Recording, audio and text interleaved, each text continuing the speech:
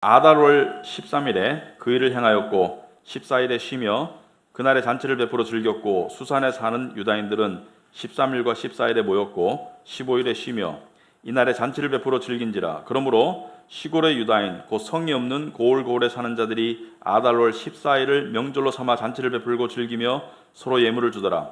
모르드게가 이 일을 기록하고 아하수에로 왕의 각 지방에 있는 모든 유다인에게 원근을 막론하고 글을 보내어 이르기를 한 규례를 세워 해마다 아달월 14일과 15일을 지키라. 이날에 유다인들이 대적에게서 벗어나서 평안함을 얻어 슬픔이 변하여 기쁨이 되고 애통이 변하여 길한 날이 되었으니 이 두 날을 지켜 잔치를 베풀고 즐기며 서로 예물을 주며 가난한 자를 구제하라 하며 유다인이 자기들이 이미 시작한 대로 또한 모르드게가 보낸 글대로 계속하여 행하였으니 곧 아각 사람 함무다다의 아들 모든 유다인의 대적 하만이 유다인을 진멸하기를 꾀하고 부르 곧 제비를 뽑아 그들을 죽이고 멸하려 하였으나 에스더가 왕 앞에 나아감으로 말미암아 왕이 조서를 내려 하만이 유다인을 해하려던 악한 꾀를 그의 머리에 돌려 보내어 하만과 그의 여러 아들을 나무에 달게 하였으므로 무리가 부르의 이름을 따라 이 두 날을 부림이라 하고 유다인이 이 글의 모든 말과 이 글에 보고 당한 것으로 말미암아 뜻을 정하고 자기들과 자손과 자기들과 화합한 자들이 해마다 그 기록하고 정해놓은 때 이 두 날을 끼어서 지켜 패하지 아니하기로 작정하고 각 지방 각 집에서 대대로 이 두 날을 기념하여 지키되 이 부리미를 유다인 중에서 패하지 않게 하고 그들의 후손들이 계속해서 기념하게 하였더라. 아비하일의 딸 왕후 에스더와 유다인 모르드게가 전권으로 글을 쓰고 부림에 대한 이 둘째 편지를 굳게 지키게 하되 화평하고 진실한 말로 편지를 써서 아하수에로의 나라 127지방에 있는 모든 유다 사람에게 보내어 정한 기간에 이 부림일을 지키게 하였으니 이는 유다인 모르드게와 왕후 에스더가 명령한 바와 유다인이 금식하며 부르짖는 것으로 말미암아 자기와 자기 자손을 위하여 정한 바가 있음이더라. 에스더의 명령이 이 부림에 대한 일을 견고하게 하였고 이 일이 책에 기록되었더라. 아멘. 앉으시기 바랍니다. 우리 기도하도록 하겠습니다. 하나님 아버지, 오늘도 저희들을 귀한 예배 자리로 불러주시고 또 예배 가운데 또 우리가 참 듣고 즐겁고 또 은혜되는 찬양을 듣게 하시고 또 말씀으로 우리가 나아가길 원합니다. 하나님 아버지, 저희들의 마음에 열린 마음과 또 부드러운 마음, 또 옥토와 같은 마음을 주시어서 말씀의 씨앗이 떨어지고 우리가 몸부림쳐서가 아니라 그 말씀의 능력으로 말미암아 그것이 열매 맺고 우리의 삶을 변화시켜 주시기를 간절히 소망합니다. 하나님의 은혜가 절실히 필요한 저희들이 오니 주여 은혜를 베풀어 주시옵소서. 예수님 이름으로 기도합나이다. 아멘. 예, 우리 오늘 설교 제목은 보시면은 기억하고 기념해야 할 기쁨의 날, 이렇게 설교 제목입니다. 그래서 오늘 말씀을 가지고 나눌 텐데요. 어제 이 영어 예배 설교자들 모임이 있었어요. 근데 그 중에 한 사람이 미국인 형제가 자기는 뉴스를 안 본답니다. 그래서 왜 뉴스를 안 보냐고 하니까 뉴스 보면은 미국의 정치 상황을 알고 나면은 불안하고 짜증나고 우울하대요. 그래서 뉴스를 안 본다길래 당신이 한국 사람이었으면 더 큰일 날 뻔했다. 한국은 그 정도 가지고는 아무것도 아니다. 그거 뭐 대통령 하나 그런 거 가지고 아무것도 아니다. 우리는 뭐 북한에 미사일이 날아다니고 뭐 소련과 중국의 비행기가 왔다 갔다 하고 그죠? 일본이 우리를 지금 못 잡아먹어서 난리고 이 와중에 니네 나라 사람이 왔었다. 볼턴이라고 우방이라고 하면서 와가지고 위로는 못 해줄 망정 청구서를 내밀더라. 국방비 더 내라고, 방위비. 그래서 초상집에 와가지고 돈 내라고 하고 왔다 이렇게 말하니까 못 더라고요. 아무튼 간에 우리는 이 세상 속에 살고 있기 때문에 세상의 분위기에서 완전히 벗어나지는 못해요. 그래서 뭐 직장의 분위기 또는 뭐 사회의 분위기, 국가의 분위기, 이 분위기 속에서 완전히 벗어나지는 못합니다만은 성경에서는 기쁨에 대해서 굉장히 많이 이야기를 하고 있습니다. 왜 그런가? 성경에서 말하는 기쁨이 왜 중요한가? 또 기쁨은 어떤 것이고 또 어떻게 얻을 수 있나? 그리고 왜 하나님 우리가 기뻐하기를 원하시나? 이런 여러 가지를 살펴볼 텐데 오늘 본문은 사실 유대인의 축제에 관한 얘기죠. 유대인에게는 세 가지 축제일이 있습니다. 축제는 기쁨을 나누는 날이죠.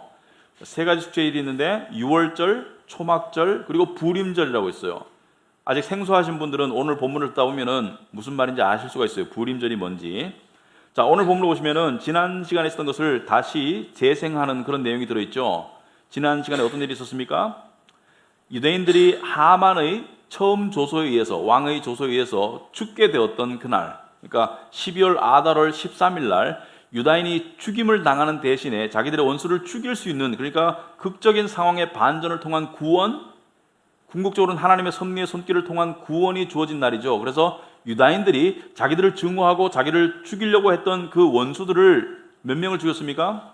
12월 13일 날 수산성 도성에서는 500명을 죽였어요. 그날 각 지방에서는 7만 5천 명을 죽였습니다. 근데 에스더가 하루를 더 달라고 얘기했었죠. 그래서 14일 날 300명을 수산성에서 더 죽였죠. 그래서 총합 7만 5,800명을 죽였어요. 자, 그러고 난 다음에 이들은 그 기쁨의 잔치를 벌입니다. 수산성에서는 13일과 14일이 원수 갚음의 날이기 때문에 15일 날 잔치를 베풀었고, 지방에서는 13일 날 원수를 갚았기 때문에 14일 날 잔치를 베풀었고, 그래서 14일과 15일 전역에서 부림절이라는 그런 잔치를 베풀었어요.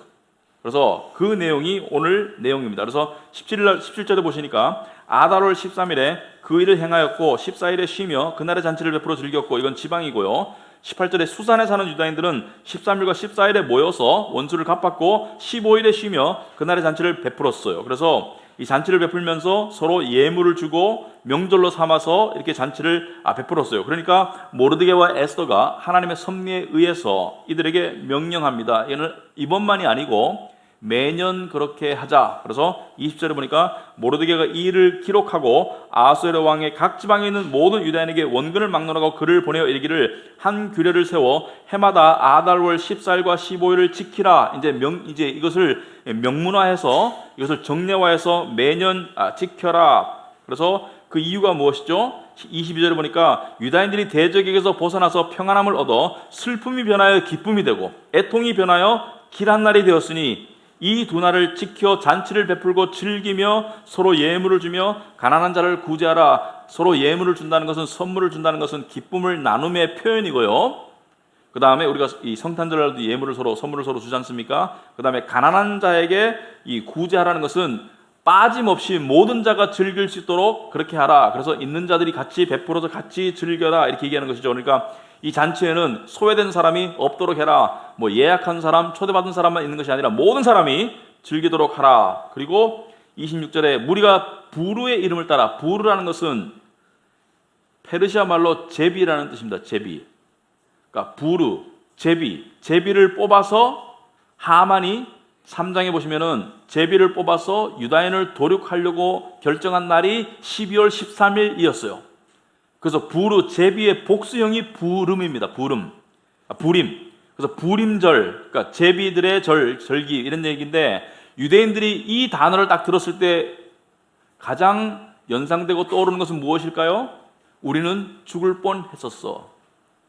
우린 정말 전부가 다 멸망할 뻔했었어. 그러나 살았어. 그리고 원수를 무찔렀어. 그래가지고 그 의미를 기뻐하고 기념하는 날을 매년 지키게 하였죠. 여러분, 인생에는요, 기념일이라는 게 있지 않습니까? 이 기쁨의 기념일도 있지만은 어떤 승리의 기념일 또는 어떤 그 여러 가지 기념일들이 있는데, 개인적으로는 생일이 있어요. 생일. 결혼 기념일이 있고요. 또 돌아가신 분들을 기리는 추도일이 있습니다. 또 민족적으로는 추석이 있고 또는 설날이 있고, 국가적으로는 광복절. 엄청나게 여러분, 광복절 텔레비에서 사진 봤습니까? 1945년 8월 15일 광복절 해가지고 사람들이 와 하고 태극기 흔들면서 뛰어나오는 거 보면 엄청 기쁘죠. 그리고 또 한글날, 또 우리가 존경하는 이순신 장군, 여러 가지 날들이 있어요. 날들이 있는데, 여러분, 사람의 인생에서 가장, 그러니까 이 정도로 따지자면은 각각이 기쁘죠. 생일날도 기쁘고 기쁜 날도 있는데, 가장 기쁜 날이 언제일까요? 사람의 인생에서. 그러니까 인간의 삶에서 가장 기쁜 날이 언제일까요? 여러분은 못 겪어봤을 거예요. 그 기쁜 날을. 언제일까요? 그것은 전쟁에서 이긴 날이에요.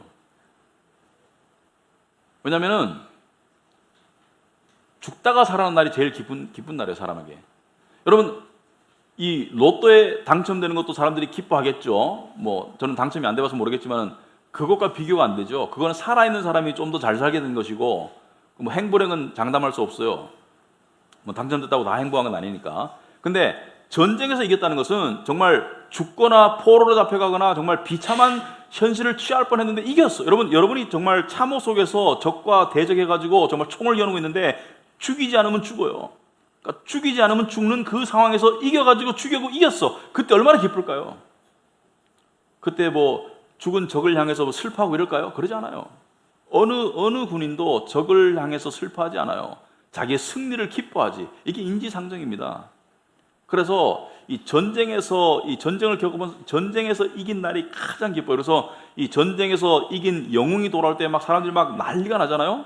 그죠? 우리가 요즘 보면 스포츠 스타들이 이기고 돌아오면 난리가 나는데 그거 저리 가라죠. 왜냐면은 스포츠는 그냥 게임에 이기고 지고지만 전쟁에서 이 사람들이 이기지 않았으면 우리 다 죽었어. 그래서 기념하는 날 중에 가장 기쁜 날이 전쟁입니다. 전쟁. 그런데 왜 기쁠까요? 전쟁에서 이겼을 때? 왜 유대인들은 이 불임절을 통해서 기뻐했을까요? 왜 죽다가 살아났잖아요.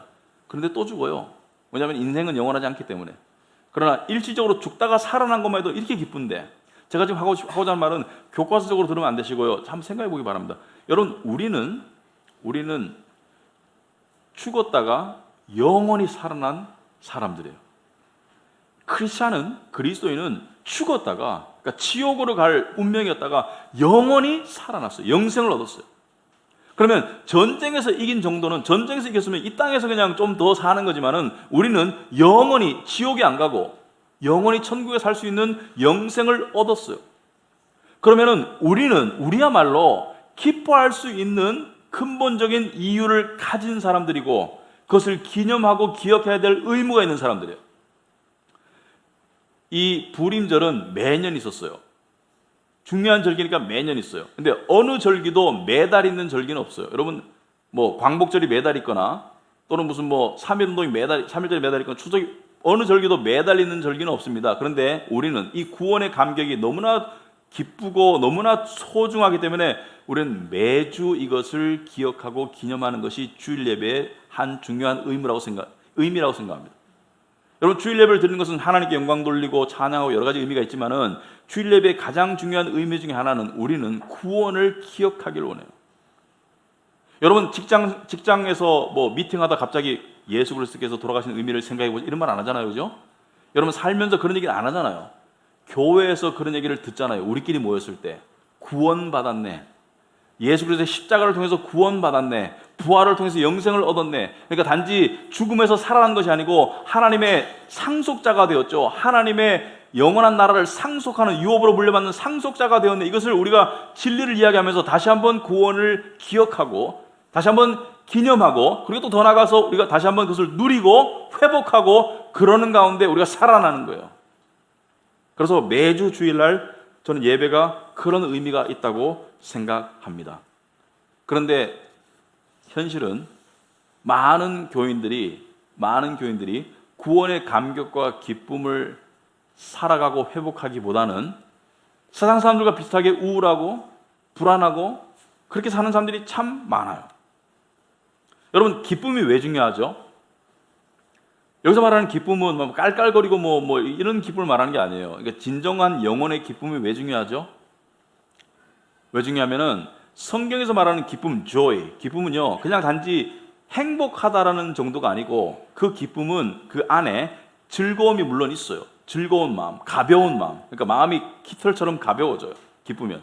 그러니까 마음이 무겁지가 않아. 두 번째는 뭐예요? 감격이 있어요. 감사와 감동과 감격이 있어요. 세 번째는 생동감이 있어요. 그러니까 신앙인은 나에 상관없이, 상황에 관계없이 생동감이 있고 그 안에 이 즐거움이 있어야 돼요. 그러니까 신앙인의 기본적인 이 상태가 즐거움, 감동, 감격, 생동감이 있어야 되는데 그것이 있으면 인생이 어떻게 될까요? 그것이 있으면 인생이 달라지죠. 여러분, 즐거운 사람 옆에 가고 싶어요?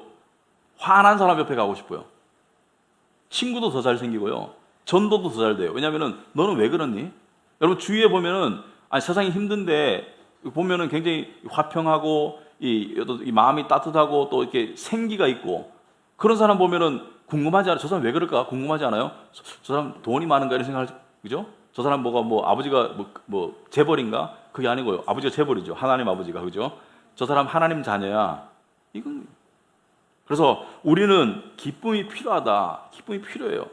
자, 그런데 이 성경에 보면은 이 기쁨에 대해서 여러 군데 나와요.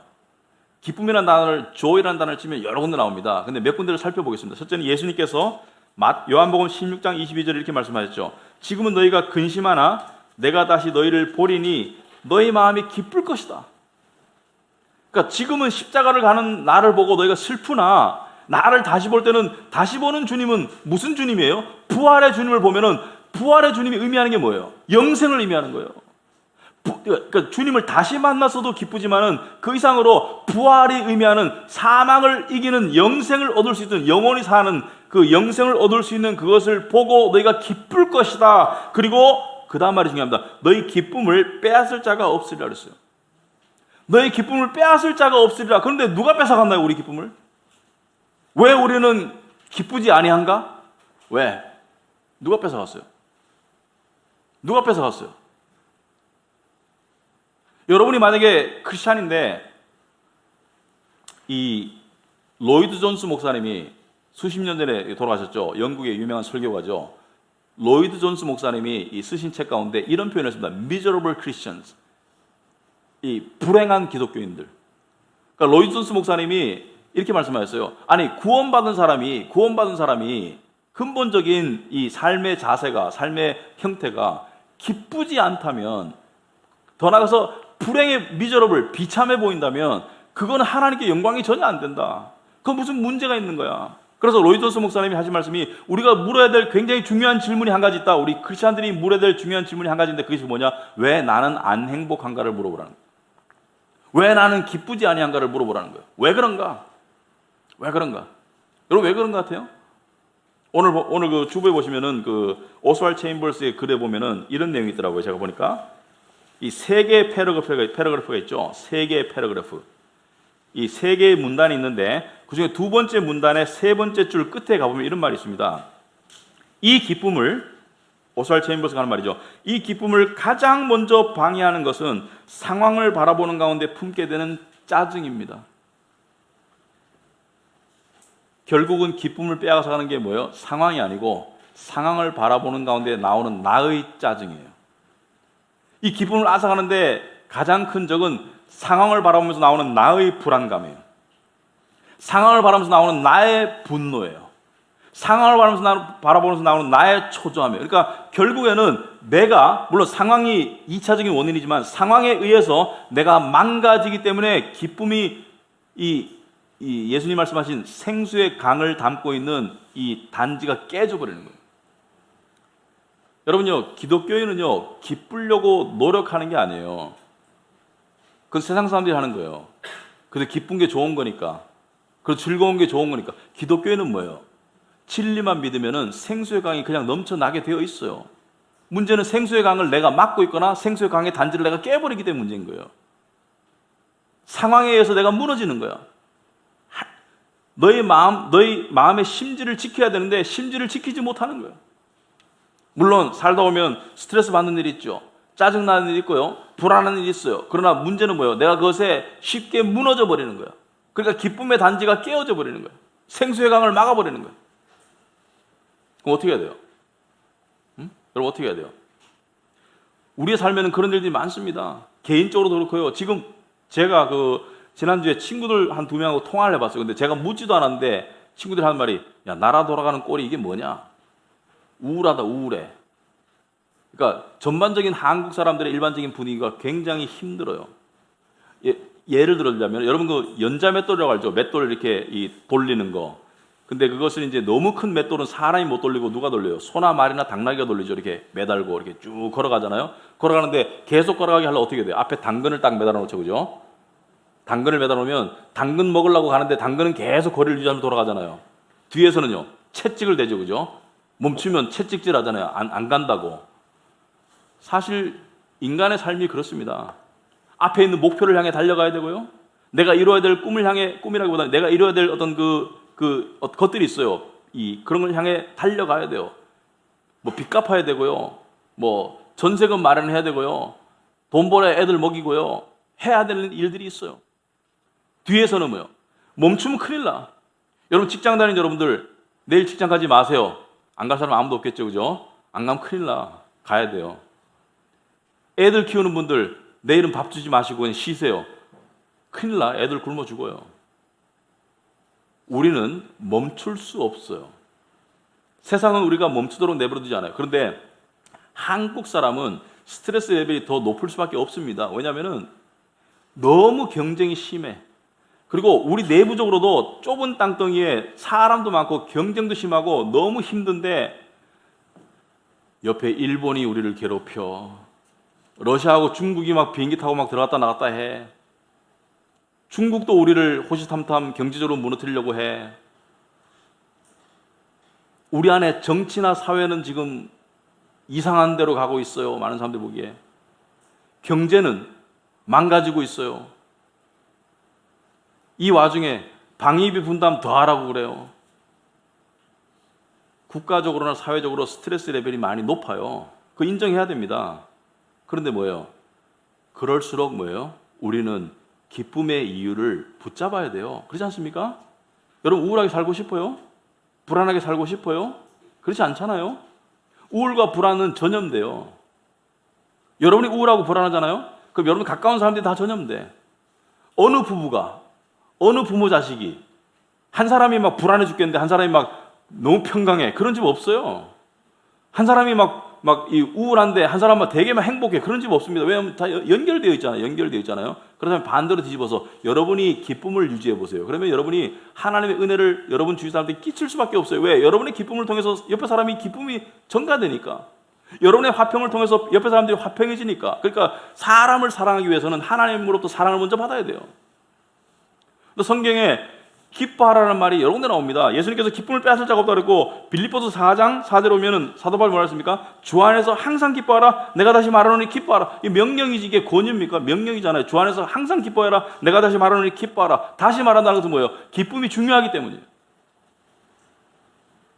항상 기뻐하라는 것은 기뻐할 수 없을 때가 있는데라고 생각하죠. 고난 가운데. 근데 고난 가운데도 기뻐하라고 그래요. 야고보서 1장에 보시면 너희가 여러 가지 시험을 만나거든 온전히 기쁘게 여기라고 합니다. 왜? 이는 믿음의 시련이 인내를 만들어내는 줄 알미라. 인내가 뭔지 아십니까? 인내는 기쁨을 담는 단지예요. 단지. 기쁨을 담는 단지가 인내입니다. 그래서 이 인내의 단지가 단단하면은 웬만한 자극이 와도 단지 안 깨져요. 근데 인내의 단지가 약하면은 기쁘다가도 갑자기 단지가 확 깨져가지고 우울감이 확 들어와요. 초조함이 확 들어오고. 그래서 인내를 이룬다는 것은 뭐예요? 웬만한 자극이 와도 복음의 능력으로, 복음의 힘으로 그것을 견디는 거예요. 그래서 신앙생활 좀 하다 보면은 웬만한 자극이 와도 이 인내가 깨어지지 않습니다. 왜? 하나님께서 단단하게 만들어 주시기 때문에. 그래서 내가 자주 불안하고 자주 초조하고 자주 그런 사람 있죠. 자주 화가 나고 이런 사람 뭐예요? 인내의 단지가 너무 얇고 약한 거예요. 그런 사람에게 고난이 필요합니다. 왜? 고난 가운데 인내의 단지가 단단해지기 위해서 고난이 필요한 거예요. 하나님께서는 모든 것을 우리의 선을 위해서 하시는 분이잖아요. 그래서 이 고난 가운데는 인내의 단지를 단단히 하고, 그래서 기쁘게 여기고, 그래서 항상 기뻐하고 다시 말하면 기뻐하라고 그러잖아요. 그래서 어떤 사람이 이렇게 말했습니다. 기쁨이라는 것은 구원의 정상적인 감정 표현이다. 구원받은 사람이 기뻐할 수 있지, 구원 안 받은 사람이 기뻐하는 것은 그건 제정신이 아니라는 거예요. 구원 안 받은 사람이 내일 당장 지옥 갈 수도 있는데 뭐가 그렇게 기뻐요? 근데 우리는 세상의 기쁨의 조건을 우리 구원의 기쁨의 조건보다 더 크게 여기는 미련함 때문에 기쁨을 잃을 때가 상당히 많아요. 많은 사람들이 기쁨을 모르는 것은 제가 지금 말했다 해가지고 지금부터 기뻐해야지 이렇게 생각하면 곤란해요. 기뻐하라고 제가 여러분이 억지로 연기하고 노력하라는 게 아닙니다. 기뻐하기 위해서는 기쁨의 이유를 알아야 되지. 이유도 모르고 기뻐하는 것은 정신병자지. 기쁨의 이유를 우리가 좀 더 알아야 되겠습니다. 여러분 구원 때문에 기쁜데 구원의 가치에 대해서 생각해 봤습니까? 여러분은 얼마나 자주, 이게 정말 심각한 문제인데 얼마나 자주 내가 받은 구원의 가치가 어느 정도 될까 생각해 본 적 있어요? 일주일에 2번 이상은 생각해 봐야 됩니다. 제가 봐서는 구원의 가치에 대해서 생각해 봐야 됩니다. 여러분 성경에서 구원의 가치에 대해서 여러 가지를 이야기하는데요. 밭에 숨겨놓은 보물이다 뭐 이런 얘기 하지 않습니까? 근데 안셀럼이라는 사람이 있어요. 안셀럼이라고 12세기에 태어나가지고 이 이탈리아 태생인데 나중에 영국의 캔터베리에 주교를 한 사람인데 유명한 중세의 이 학자예요. 근데 이 사람이 이 구원의 가치를 이렇게 설명했습니다. 여러분 성경에 보시면 이 복음서에 보시면은 예수님께서 어떤 임금에게 뭐 10,000달란트 빚진 자가 있는데 그 빚을 다 탕감받았다 이렇게 얘기합니다. 그걸 구원이라고 얘기해요. 천국은 10,000달란트를 탕감받는 것이다. 10,000달란트가 얼마인지 아세요? 10,000달란트가 100만 원, 뭐 1,000만 원, 1억쯤으로 생각하시면 착각이에요. 10,000달란트는 개인이 질 수 있는 없는 빚이에요. 10,000달란트는 국가의 빚이에요. 국가의 빚. 국가적인 차원에서의 채무를 10,000달란트 정도로 보시면 돼요. 개인이 갚을 수 없습니다. 말하자면 갚을 수 없는 채무를 탕감받았다는 거예요. 이게 구원이라는 거예요. 여러분 빚 져봤습니까? 뭐 카드빚 져본 사람이 있을 거고, 뭐 전세 융자, 뭐 주택 융자, 융자 받아본 사람이 있을 거예요. 빚 져본 사람 아무튼 있죠. 근데 빚을 어느 정도 질 때까지는 모르는데 자기가 갚을 수 없는 정도로 빚을 진 사람은 제가 이야기 들어보니까 잠이 안 온대요. 가슴에 큰 납덩어리가 하나 있는 것 같대. 빚에 짓눌려서. 심지어 빚 때문에 자살하는 사람도 있잖아요. 근데 빚을 탕감받을 때 그 자유함, 그 홀가분함, 그 기쁨을 한번 상상해 보세요. 저도 빚을 졌다가 빚에서 벗어나 본 적이 있어요. 미국 유학 가기 전에 신학하러. 빚에서 벗어나 봤는데 너무 홀가분하더라고요. 지금 또 빚을 졌지만. 아무튼 간에 너무 홀가분했어요. 그래서 생각했습니다. 다시는 빚 안 져야지. 근데 살다 보면 빚 안 지고 사는 게 힘들더라고요. 빚을 지게 되어 있습니다. 자, 이 안셀렘은 이 상업적인 이론을, 상업적인 비유를 가지고 구원이 그런 것이다. 우리는 하나님에게 빚쟁이들이야. 하나님이 주신 수많은 어떤 생명과 소중한 것들을 다 망가뜨리고 하나님께 갚지 못할 그런 빚을 진 사람들이다. 근데 빚을 탕감받았다는 거예요. 더 나아가서 빚만 탕감받았나? 우리는 부자가 된 거죠. 오래전에 미국에서 실제로 있었던 일인데 이 프로 골프하고 캐디가 결혼을 합니다. 캐디는 가난하고 골퍼는 남자인데 부자였어요. 근데 둘이 사랑에 빠져서 결혼을 해. 그러니까 어떻게 된 거예요? 그 남자의 모든 재산과 뭐 클럽 회원권, 뭐 모든 것이 여자의 함께 공동 소유가 돼서 함께 누리는 게 되는 것이죠. 우리가 구원받았다는 건 그런 뜻이에요. 하나님의 천국이 하나님 것이잖아요. 하나님의 것을 함께 유업으로 물려받은 것이 우리다. 여러분, 하나님은요 절대로 없는 것을 요구하지 않습니다. 무슨 말이냐면 하나님이 어떤 명령을 할 때 기뻐하라고 할 때는 기뻐할 수 있는 이유를 주셨기 때문에 기뻐하라는 거예요. 너희가 서로 사랑하라고 하실 때는 사랑을 주셨기 때문에 사랑하는 것이지 우리 보고 스스로 알아서 사랑하는 것이 아닙니다. 우리 보고 섬겨라는 것은, 봉사라는 것은 우리에게 몸을 주셨고 건강을 주셨기 때문에 섬기고 봉사하는 것이고, 우리 보고 물질을 바치라는 것은 물질을 주셨기 때문에 바치라는 것이지 하나님이 먼저 주시고 가져가시는 분이지 하나님이 없는 것을 달라고 하시는 분이 아니지 않습니까? 그럼 기뻐하라는 것은 뭐예요? 기뻐하라는 것은 기뻐할 이유를 주셨다는 거예요, 분명히.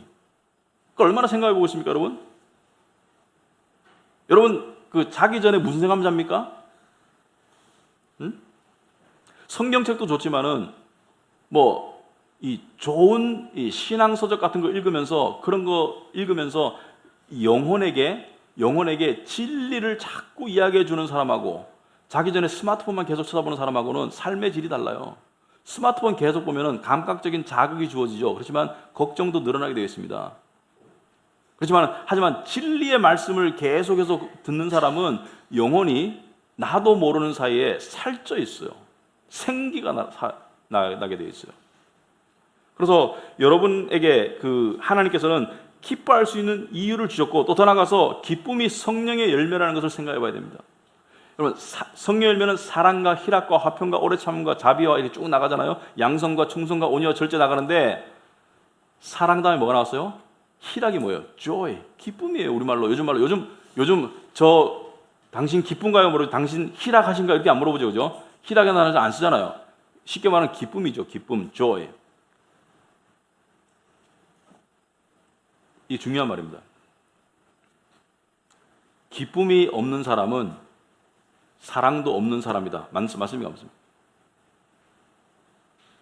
기쁨이 없는 사람은 사랑도 없는 사람이다. 맞습니까? 맞습니까? 맞아요.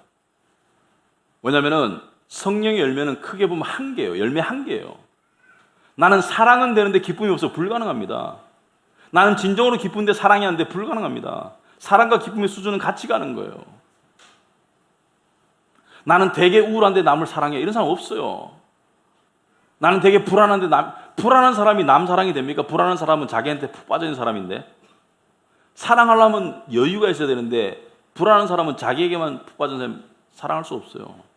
여러분 자식에게 사랑 베풀고 싶습니까? 그러면은 여러분 스스로가 기쁨을 회복하면 사랑 베풀 수 있어요. 내가 불안한데 자식에게 사랑이 베풀어져요? 짜증나지? 사랑은 기쁨과 함께 가는 거예요. 우울하면 사랑이 불가능해요. 불안하면 사랑이 불가능해요. 이것은 굉장히 중요한 말입니다. 내가 나의 상태를 어떻게 유지하느냐에 따라서 내가 남에게 사랑을 베풀 수도 있고 남에게 악영향을 줄 수도 있어요.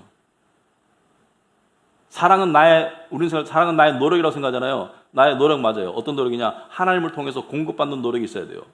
하나님을 통해서 기쁨과 사랑을 공급받으면 이것이 받은 데서 나오는 것이지 내가 내 스스로 쥐어짠다고 나옵니까?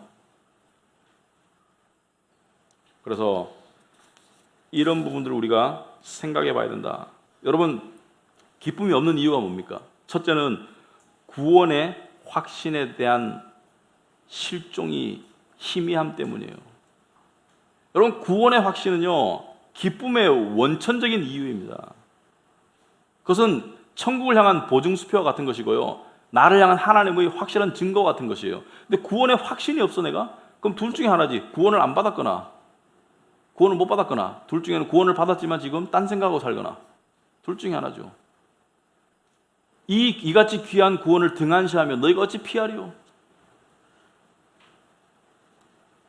여러분, 그 직장 생활하다가 열받을 때 있어요. 저도 직장 생활할 때 황당한 경우 당하는 게 있어요. 그럴 때 그런 거 해봅니까? 화장실 가가지고 하나님 딱 생각하면서 그래도 구원의 은혜에 감사합니다 생각해 본 적 있어요? 그래도 구원의 은혜에 감사합니다라고 한번 기도해 보세요. 그러면 구원의 은혜가 이겨요. 구원의 은혜만큼 힘 있는 게 없습니다. 살다가 힘들어요? 괴로워요? 구원의 은혜를 생각해 보세요. 더군다나 나 같은 죄인 살리신 구원의 은혜를 생각해 보세요. 그럼 이겨요, 구원의 은혜가. 하나님의 구원의 은혜가 세상의 어떤 행보라도 다 이깁니다. 두 번째, 세상을 더 추구하기 때문이겠죠. 세상을 추구하면은 이 말초적인 쾌락이나 넷플릭스 보고 넷플릭스 보지 말라는 게 아니고요, 그런 것만을 통해서 영혼의 위안을 얻으려고 하는 삶에서는 진정한 기쁨이 없습니다. 내가 드라마도 볼 수 있어요. 내가 오락도 할 수 있고요, 건전하면. 하지만 진리를 깨달아가는 그 삶이 아니고 세상을 추구하고 있으면은 기쁨이 당연히 없죠. 왜냐하면은 발전기에 전선이 꽂히지 않았는데 전기가 나한테 옵니까? 바꿔 말하면 뭐예요? 하나님을 가까이 하지 않는 삶에는 기쁨이 없습니다. 하나님이 기쁨인데, 하나님이 기쁨의 원천인데 하나님께 꽂혀있지 않은데 어떻게 기쁠 수가 있어요? 만약에 예를 들어서 어떤 사람이 저한테 와가지고 목사님 저 되게 불안하고 우울해요. 얼마 동안 그렇게 됐어? 한 일주일째 불안하고 우울해요. 근데 그 사람이 기질적이 아니고 불안하고 우울해요. 제가 묻고 싶은 말 이거밖에 없어요. 만약에 어떤 사람이 여러분 와가지고 몸이 아프고 기운이 없어요. 힘이 없어서 그냥 나가지도 못하겠어요. 그럼 여러분 뭘 묻겠어요? 너 밥은 언제 먹었니? 밥은 제대로 먹고 있니? 이거 안 묻겠어요? 똑같은 말이에요. 하나님 언제 만났니? 예배는 충실히 드리고 있니? 하나님과 기도와 말씀으로 교제하고 있니? 이거밖에 물을 게 없어요. 왜? 그것을 안 하는데 어떻게 기쁨을 누릴 수가 있는가? 누릴 자격이 없어요. 여러분, 저는요, 복음이 만병통치약이라고 생각합니다. 만병통치약. 모든 병을 다 고칠 수 있어요. 불안증, 우울증, 분노 다 고칠 수 있습니다. 복음이. 왜? 가스펠은 어떤 사람이 이렇게 말하더라고요. God's pills, 하나님의 약이다. 그죠? God's pills, 하나님의 약이다. 가스펠이다. 모든 것을 다 고칠 수 있는 게 복음입니다. 특별히 주일날이 중요한 것은요, 복음을 얼마든지 들을 수 있잖아요. 얼마든지 서로 이야기할 수 있고, 여러분 혼자서 기쁜 것보다 모여서 기쁜 게 더 기쁨이 커져요. 장작도 하나 타는 것보다는 여러 개 모아놓은 게 더 활활 더 잘 타듯이 혼자 있는 것보다 여럿이 모이는 게 중요하고요. 이 함께 할 때 이 기쁨도 커집니다. 그래서 모이기를 피하지 말라 했잖아요. 모이기를 힘쓰라 했잖아요. 왜? 모여서 뭐 하라고? 여러분 모였을 때 조심해야 됩니다. 그냥 모이는 게 중요한 게 아니에요. 여러분 이 케어그룹 모이고 예배로 모이잖아요. 모였는데 내 삶의 힘든 부분 나눌 수 있습니다. 기도 부탁하세요. 제가 지금 직장에서 이런 일을 겪고 있습니다. 가정에서 이런 게 좀 힘듭니다. 관계에서 이런 게 힘듭니다. 그 기도 부탁하시고 하세요. 하지만 절대로 저 불안해 죽겠어요, 짜증나요, 화나요, 그걸 계속 반복하지 마세요. 그것은요 절대로 도움 안 돼요. 그것은 이미 인정하고 들어가는 거예요. 이미 불안과 짜증과 화에 내가 지고 들어가는 첫 번째가 내가 인정하는 거예요. 그것은 전쟁하러 가가지고 저걸 딱 바라보고 무서워 죽겠어요 라고 말하는 거 똑같은 거예요. 여러분, 전쟁 나가가지고 이 사기를 돕기 위해서 어떻게 합니까? 야, 이 조만한 것들아, 그죠? 하여튼 무시하는 말을 하지, 아이고, 엄청나게 큰 분들이 오셨네, 이렇게 말하잖아요? 엄청나게 힘센 분들이 오셨네, 이 한 주먹거리도 안 되는 것들이 왔구만, 이렇게 말하잖아요? 왜? 기선제압하려고. 영적 싸움을 하고 있는데, 내가 불안해 죽겠어요. 내가 초조해요. 화가 나요. 내가 짜증나요. 우울해요. 이 얘기를 계속 퍼붓고 있다는 것은 마귀에게 뭐라는 거예요? 내가 지금 지고 있어. 계속 짓눌러. 이렇게 똑같은 거예요. 말에 힘이 있는 거예요. 말에 힘이. 정말 불안하면 이렇게 얘기했어요. 하나님께서 이 불안감을 눌러주시기를 기도해 달라고. 이렇게 말을 바꾸세요. 그래야 발전이 있지. 맨날 불안하다고 이야기하면 발전이 있나? 말에 힘이 있는 거죠. 중요한 일을 앞두고 있어. 하나님이 도와주시겠지라고 말하는 게 좋지. 중요한 일을 앞두고 있어. 너무 불안해 죽겠어요. 불안만 이야기하면 그 발전이 없죠. 여러분, 마지막으로 이게 중요합니다. 제가 기쁨 얘기를 쭉 했는데 혹시 여러분 가운데 그럼 기쁨이 목적인가? 기쁨이 목적이 아니에요. 하나님이 목적이에요. 하나님을 목적으로 삼는 사람은 기쁨도 얻지만 기쁨만을 목적으로 삼는 사람은 둘 다를 잃게 되어 있어요. 무슨 말이냐면은 불임절, 처음에 불임절을 지켰던 사람들은 진짜 기뻤어요. 왜?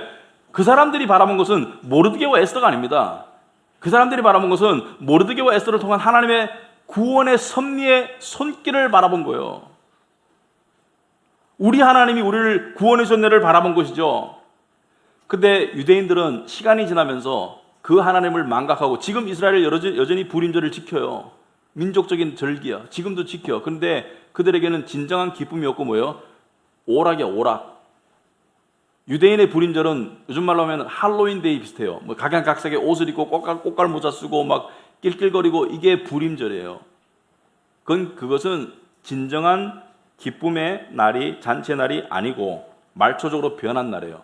우리 교회가 조심해야 될 것입니다. 우리 교인들이 기쁘기 위해서, 감동하기 위해서 그냥 사람적인 조건을 막으로 장식해. 예배당을 장식하고 막 예배를 치장하고 장식해. 그건 기쁨만을 추구하기 때문에 진정한 기쁨이 없습니다. 진정한 기쁨은 어디서 오는 거예요? 진정한 기쁨은 하나님을 향한 경건한 신앙에서 오는 거예요. 경건함이라는 것은 무엇이죠? 경건함이라는 것은 복잡하게 생각하지 마세요. 경건함은 두 가지가 합쳐진 겁니다. 하나님을 향한 두려움, 신뢰, 하나님을 향한 사랑이 합쳐진 거예요. 하나님을 향한 두려움과 하나님을 향한 사랑이 합쳐진 게 경건함이에요. 여러분, 하나님을 두려워합니까? 무시하고 있습니까? 그것이 될 때 기쁨을 얻을 수가 있는 것이지, 기쁨만을 추구할 때는 기쁨을 잃게 되어 있고 하나님도 잃게 되어 있어요. 켈빈이 이렇게 말했습니다. 여기에 관해서. 여러분, 켈빈이요, 기독교 강요에서 1500년대에 썼으니까 지금부터 한 500년 전이죠. 참 오늘날에도 적용되는 말씀이죠. 순결하고 순전한 신앙이란 바로 이것이니 곧 하나님에 대한 신뢰가 진지한 두려움과 완전히 하나가 되어 이 두려움으로 인하여 기꺼운 공경심이 나타나고 또한 율법이 제시하는 정당한 예배가 생겨나는 것이다. 이 켈빈은 신앙이 하나님을 향한 두려움과 공경심을 바탕으로 한 예배로 나타난다고 이야기하고요. 그리고 켈빈이 이렇게 말했습니다. 또한 화려한 예식들이 즐비한 곳에서는 진실한 마음을 보기가 정말로 힘들다는 사실이다. 화려한 예식들이 즐비한 곳에서는 진실한 마음을 보기가 정말로 힘들다는 사실이다. 왜 우리는 화려함을 좋아할까? 특별히 교회 안에서. 교회도 되게 화려하게 하는 데가 많잖아요. 왜 그럴까? 기쁘고 싶으니까. 감동적이고 싶으니까. 그리고 뭐예요? 자신감을 키우기 위해서. 우리는 이 정도야. 켈빈 할 말은 조심해라. 그런 걸 통해서 오는 게 아니다. 인간이 쥐어짜는 게 아니다. 진정한 기쁨은 하나님께로부터 오며 하나님께로부터 오는 기쁨을 맛보기 위해서는 하나님을 향한 경외로운 신앙을 가져야 된다. 그것이 올바르게 나타나는 곳이 바로 예배다. 그래서 예배가 중요한 거예요. 예배는 여러 가지 의미가 있습니다만은 예배는 중요한 거예요. 하나님 중심으로 예배를 드릴 때 하나님께서 우리에게 뭐예요? 기쁨으로 화답하시는 거예요. 여러분 삶에 기쁨이 없다, 에너지가 없다, 생동감이 없다. 두 가지만 질문을 보시기 바랍니다. 나는 예배를 어떤 자세로 향하고 있는가? 그리고 나는 얼마나 자주 구원의 은혜를 생각해 보는가? 맨날 내 하는 일만 생각하고 있는 것은 아닌가? 맨날 내 하는 일만 생각하고 있으면 여러분 세상에 푹 빠진 사람에게는 기독교가 말하는 진리가 너무 우스워요. 너무 우스워. 세상에 푹 빠진 사람에게는 숫자밖에 안 보여요. 어떻게 하면 돈 버나 어떻게 하면 키우나 이거밖에 안 보여요. 근데 기독교의 구원을 이야기한다는 것은 너무 우스워. 구원이 밥 먹여줘? 구원이 돈을 줍니까? 구원이 여러분에게 무슨 뭐 세상적인 영광을 줘요? 우스운 거야. 우스운 거예요. 그렇지만 구원의 가치를 알아가는 사람은 뭐요? 세상이 우스워지는 거예요. 여러분 어느 쪽이 우스워지고 있습니까? 세상을 열심히 살지 말라는 게 아니에요. 세상을 열심히 살아갈 수밖에 없는 현실이지만 그 속에서 여러분은 세상을 지배하고 있습니까? 세상에 지배당하고 있습니까? 하나님께서 세상에 지배당하라고 우리를 만들었습니까? 세상을 지배하라고 만들었습니까? 죄 때문에 세상에 지배당하는 모습이 되었지만 세상을 이겼다고 말씀하셨잖아요. 세상을 이겼기 때문에 너희도 세상을 믿음으로 이기고 지배하라는 것이죠.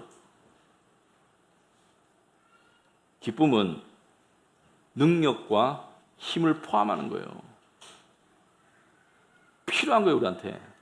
특히 오늘날 우리 사는 사람들에게 정말 필요한 거예요. 세상이 우리를 얼마나 찌그러뜨리려고 하고 있어요. 근데 기독교회는 안 찌그러집니다. 왜? 믿음이 있기 때문에. 그래서 그런 기쁨을 회복해 나가시는 여러분이 되기를 바란다. 이 설교 한편으로 그렇게 되는 게 아니에요. 설교 한편 듣는데 감동되고 그런 분도 혹시 있을 수 있겠지만 좋은 거예요. 하지만 이것으로 되는 게 아닙니다. 실천해 보세요. 내가 받은 구원의 가치를 하나님의 무한한 은혜를 주기적으로 생각해 보시고요. 특별히 힘들 때 그 힘든 가운데서도 구원의 하나님을 향해서 구원의 은혜를 감사해 보세요. 가치가 달라요. 그리고 예배에 나오셔서 정말 몰입해 보세요. 하나님께 몰입해 보세요. 그럴 때 우리의 삶 가운데 하나님이 주시는 기쁨과 평강의 열매가 나타나요. 그게 그리스도인입니다. 진정한 의미에서 그리스도인. 우리가 정말로 삶에 만족하고 기뻐할 때 그때 하나님께 정말로 영광이 되는 거예요. 왜? 하나님의 은혜의 증거들이니까. 근데 우리가 그렇지 못할 때 하나님께 영광은 그것은 그냥 공연불에 불과합니다. 그래서 여러분이 정말 하나님께 영광 돌리고 싶습니까? 그럼 여러분의 영혼이 성령의 열매로 살아나야 됩니다. 그래야지 하나님께 영광이 됩니다. 아시겠죠? 예, 우리 말씀에 대해서 생각하시면서 하나님께 기도하실 제목이 있을 거예요. 여러분 침묵 가운데 기도하시고 제가 기도하도록 하겠습니다. 기도하겠습니다.